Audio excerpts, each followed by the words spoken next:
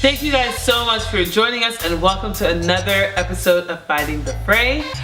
This is a pretty special episode because we recently, just yesterday, celebrated our 8-year anniversary.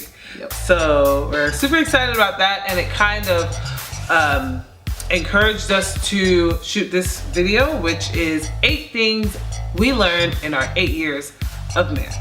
Yes, and so this is not all encompassing at all. As we were talking about it, we were just, going through several different things that we felt like were things that were central to our hearts, just in regards to the things that we've learned over the past. Or things we struggled with. Yeah, but central to our hearts because it was fresh on our minds as well. But really, as we talk about these things, our hope is that, it'll be able to help someone out there as they go through their years of marriage, so that these are things that they can learn before they get to their 8th year of marriage. But Absolutely. The first thing that I would say that, that just reflecting back on it, that I've learned is that the D word is far worse than the F word. Point blank, period. Using the word divorce in an argument, it's a cop out, it's weak, but then on top of that, it fully strips away all of the security that we're trying to build. It doesn't allow us to be able to actually equip one another the way that we want to be able to equip one another. And then on top of that, we don't really want divorce anyway. Absolutely. And so all it does is it starts to pour in thoughts into our minds that we probably never would have considered if we didn't bring it up. Right. And so I would just say that it's important that we find other ways to be able to talk through issues whenever they come about, and don't resolve on saying, just throwing it around casually, because the reality is that once we say it, once we lay it out into the atmosphere, all it does is it makes it a whole lot harder for us to be able to unravel all of that. And I'll just leave it with this thought, just because you can doesn't mean that you should.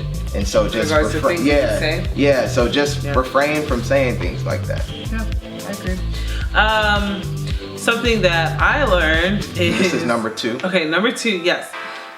I learned, it really resonated with me, is that you can't always, of course, have your way.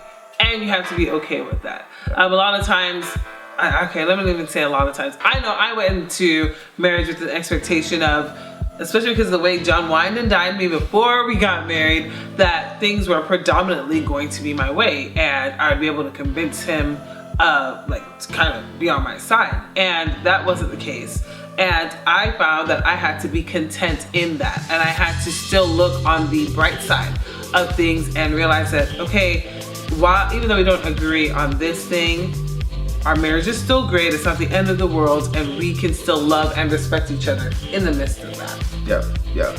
And I would say number 3 thing that we learned is to really be intentional about going on dates, Absolutely. traveling, creating space with the kids, creating space and establishing boundaries with family. And this is number 4. Number 4, I keep forgetting to do numbers. Okay, I got you. Thank you, teamwork.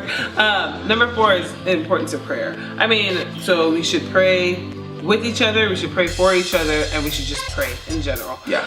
The importance and the beauty of praying with each other is, there might be some things that are on John's heart that we may not have discussed. Yeah. But in our prayer time, as he is praying, I can hear, okay, so he has this is on his heart, this is on his heart. Things that we may not have discussed, I kind of, in eavesdropping, I now know these things. And that's something that I can pick up in my prayer as well. Yeah, and the thing about that is that as we pick those things up whenever we pray, it's actually beneficial, because now what happens is when I'm praying for her, then I'm now praying those same things that she was praying for when we were together. So I'm joining my faith with her faith. Absolutely. And then now, whenever I'm just praying by myself, honestly, that might not have been anything that I ever considered.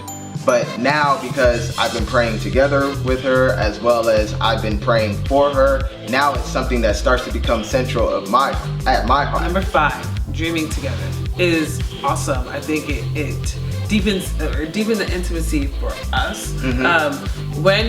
Because we all have goals, but when you set goals together as a couple, and then you work towards those goals and you achieve those goals, it brings a certain sense of fulfillment, excitement. It also is motivating. And And those are the kind of things that like they're exciting as a couple, especially with like the mundane aspect of regular things that are just on. having responsibilities and things like that. But when you take a moment to be able to dream together, the other thing though is it's like you said, like it's a teamwork type of thing. Number 6, look at you stepping in. And that is leadership. As a husband, one of the things that I had to kind of break out of, I would say, is the mentality that I could just lead with my words alone.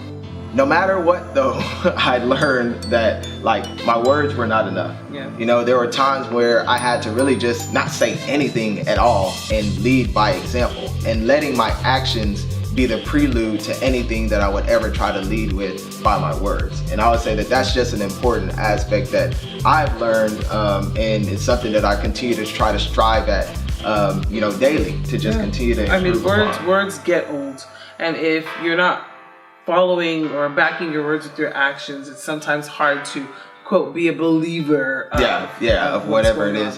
You're absolutely right. And then that brings us to number 7. What's number 7? Oh, number 7. Number 7 is, sorry, I shouldn't be this excited. Okay, number 7 is the package matters. And that's not anything, we don't have to pause or side eye or anything like that. The package matters, and that package is in regards to communication. Nothing is funny. Okay, you're right. Okay. You said the package matters. The package matters in communication. All right. So the package I'm referring to, like your tone, the word choice, even the gestures, just the level of intensity that you communicate with. And did I say timing? Okay, timing is timing. Yeah, so timing. And I say that to say that this is something that I've learned, observed, as well as I've learned that I need to do. There have been times when I'm irritated or something's bothering me, and just the way that John will communicate with me will bring a sense of calm, or it will escalate the scenario or the situation. And so number 8, and this one will really just wrap everything up, you know, off of this. And I would just say that it's tough. Marriage is tough. Yeah. But it's really worth it. Yeah. It's one of those relationships that truly brings out the best of us. And in reality, I think that the best of us is on the other side of that disagreement that we've probably been having for weeks or for months. And now we finally roll up our sleeves. We get to the point where we say, you know what? Enough is enough. Today, we're going to resolve this. And it's not to put our dukes up. It's to actually be able to get into one another's hearts and find out, you know, exactly what's going on. Really? The other one. It's tough. Just want to, it's work, you know, ultimately. But honestly, it's rewarding. It's so fulfilling. And it's something where, you know, each year gets sweeter. Absolutely. Because each year we're able. Easier. Each year, I'm not gonna tell you it gets easier, because I'm gonna say that it's more work. But it does get easier because of the fact that, but hold on. It does get easier because now you have more things that you have actually gone through. So these are like quivers. Agreed. These are things that you have, arrows you have in your quiver that you can like, oh, I remember that. So, I mean, that's all we wanted to really share today. And I really hope, and I know Paige really hopes, that us being able to share 8 things that we found out throughout these 8 years of marriage would be something that could be helpful and resourceful for you. So if you know of anybody that this might help, or if you know of somebody that might benefit from this type of conversation, please feel free to share it with them.